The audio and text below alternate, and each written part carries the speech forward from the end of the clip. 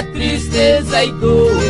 Amanhã bem cedo e eu faço a mudança. Não adianta nada eu ficar mais aqui.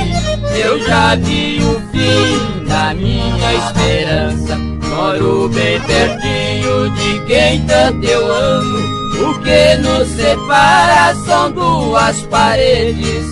Passo as noites suspirando a mágoa, pertinho da água e morrendo de sede.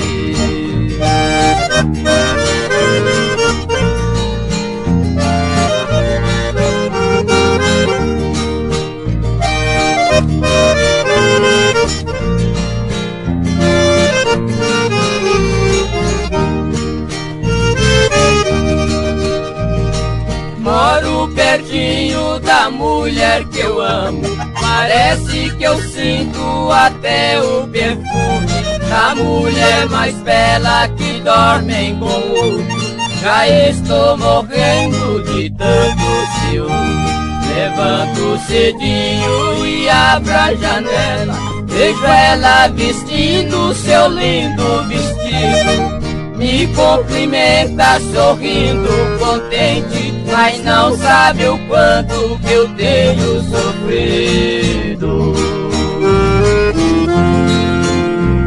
O homem feliz é o meu vizinho, que passa as noites nos braços dela. É esse o motivo que eu vou embora. Talvez bem distante minha sorte melhora, ou então eu consigo a esquecer dela.